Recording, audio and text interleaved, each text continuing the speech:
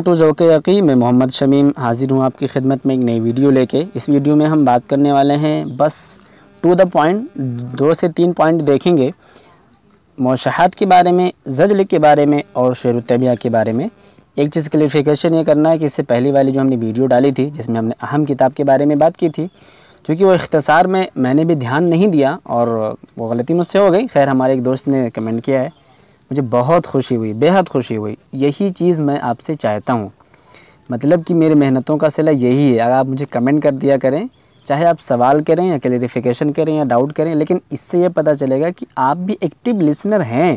ہماری جو آڈینس ہے وہ بھی ایسا نہیں ہے کہ اس کو ہم کچھ بھی دے دیں گے تو گھاس پھوس مطلب سب ہضم کر لے گی. نہیں، یہی چیز ہونا چاہیے. اب جتنا ہی آپ اچھا کرو گے، کراس مطلب مجھے چیک کرو گے اور پھر مطلب کمنٹ کرو گے، سوال کرو گے، کوشچن کرو گے، اتنی ہی چیزیں میری بھی اچھی ہوں گی. پھر میں اور بھی اچھی چیزیں آپ کے سامنے بالکل اچھے سے کلیئر کروں گا. اس سے آپ کا بھی فائدہ ہوگا اور میرا بھی فائدہ ہوگا.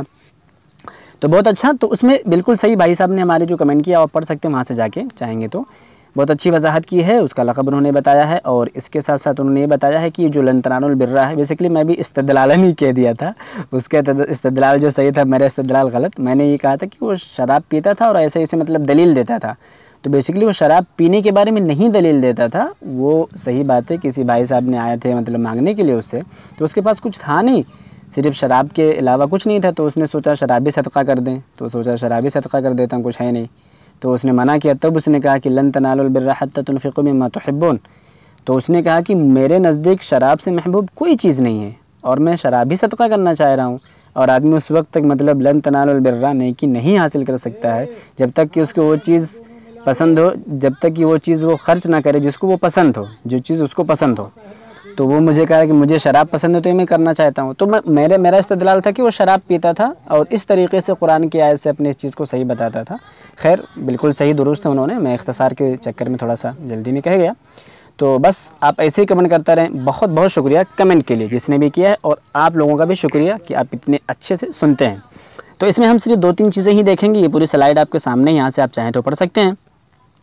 سب سے دیکھیں موشحہ کے بارے میں کیا پوچھتے ہیں. اس کی اصل پوچھتے ہیں کہ اس کی جو اصل ہے وہ وشاح سے ہے، جس کا مطلب ہوتا ہے عورتوں کی زیور جو گلے میں پہنتی ہیں، زیور اس کے لیے ہوتا ہے.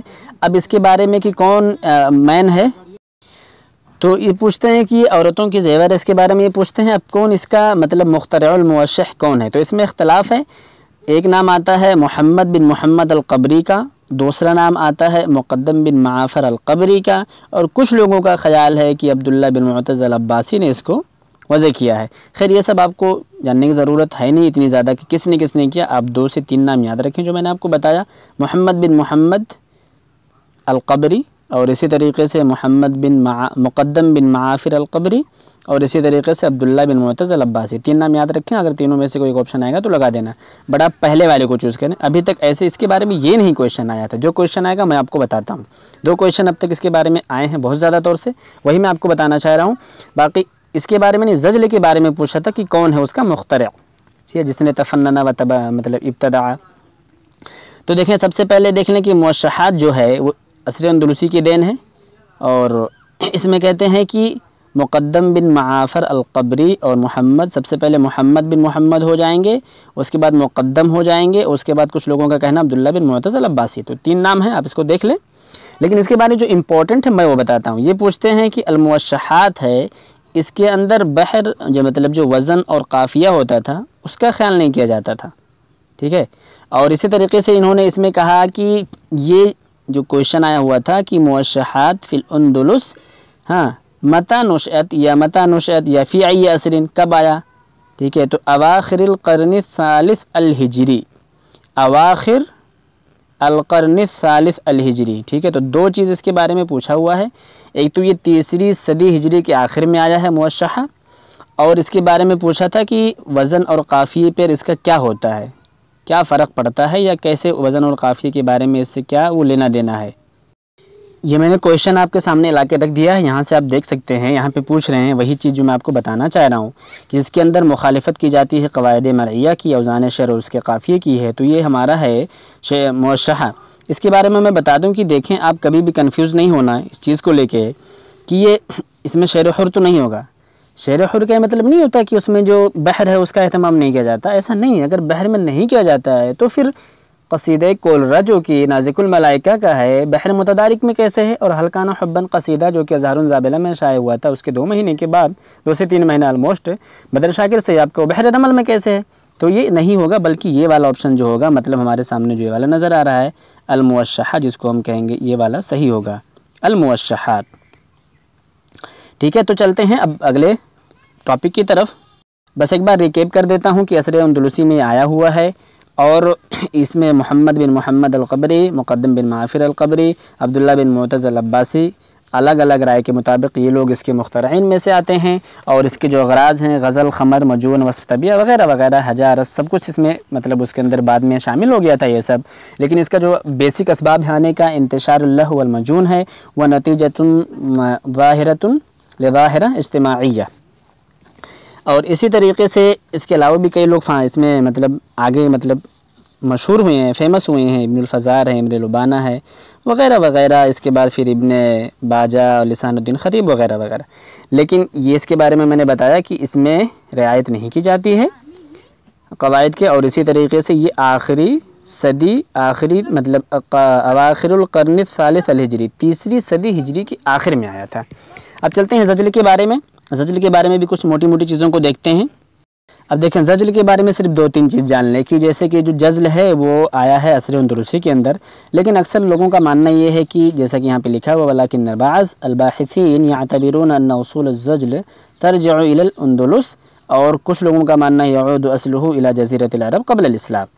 تو یہ صحیح بات ہے، اس سے پہلے بھی زجل لوگ کرتے تھے، جیسا کہ ابھی میں بھی بتاؤں گا تو بھی آپ کو اندازہ ہوگا۔ جیسے کہ دیکھیں یہاں پہ زجل جو ہے اس میں ایک ہی بار کویشچن آیا تھا جو کہ بہت زیادہ فیمس ہے اور یہی بار بار آتا رہتا ہے۔ یہ آیا تھا کہ اس کے جو مطلب کہتے ہیں کہ مخترع کون ہے زجل کا، وہ ابھی تک پتہ نہیں چلا، ٹھیک ہے، مورخ خود سے غافل ہیں، لیکن پھر بھی جو اس نے تفنن کیا، مطلب اس کو جو آگے لے گیا ہے وہ ہے ابو بکر محمد بن عیسیٰ قزمان، محمد بن عیسیٰ قزمان پورا نام ہے، ابو بکر محمد بن عیسیٰ قزمان، جس نے اس میں ڈیولپمنٹ کیا ہے۔ اب اس کے علاوہ ہم دیکھیں گے تو اشہر الزجالین جو ہیں عصر جاہلی میں وہ خنسہ ہیں، لبنان میں محمد محمود ہیں، فلسطین میں یوسف ہیں، اور ایسے ہی بہت سارے لوگ دوسرے جگہوں پر پائے جاتے ہیں۔ اور زجر جو ہوتا ہے ارتجال بیسڈ ہوتا ہے، مطلب بولتے ہیں اسپونٹینیٹی اس کے اندر ہوتی ہے، تو اس کے بارے میں کوئی خاص نہیں تھی، بس اتنی ہی جانکاری آپ رکھیں۔ اس کے علاوہ ہمارے جو الیابو ماضی ہیں، تو جو الیابو ماضی ہیں وہ موشحاتی طرز پر شاعری کرتے تھے، موشحاتی طرز پر شاعری کس کی تھی؟ الیابو ماضی کی۔